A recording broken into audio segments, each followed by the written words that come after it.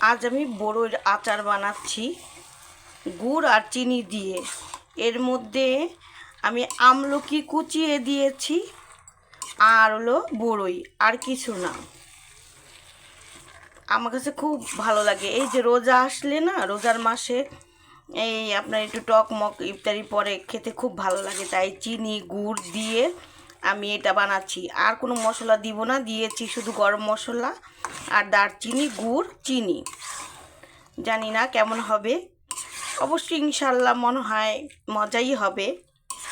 এখনও আচারটা হয়ে আসেনি, পুরাপুরি হয়ে আসলে পরে একটু কালো কালো লাগছে, কেন শুকনা বড়ই তো, তার মধ্যে আবার আধা শুকনা বড়ইও এর মধ্যে মিক্সচার করা হয়েছে, এর জন্য কালারটা তেমন একটা সুন্দর লাগতেছে না।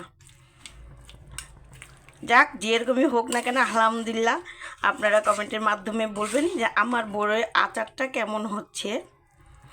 বিশেষ করে আমলকি দিয়ে মানে কুচিয়ে একদম আলু কুচানি দিয়ে কুচিয়ে পরে এই আমলকিটা দিলেও এটাও একটা মানে পুষ্টিগুণ আছে, মানে রুচিটা অন্যরকম লাগে, খেতেও স্বাদ লাগে। তাই আমার প্রিয় ভাই বোনেরা, আপনারা সবাই কে কীভাবে বড়ই আচার বানান একটু কমেন্টের মাধ্যমে জানাবেন। ইনশাআল্লাহ সবাই ভালো থাকবেন।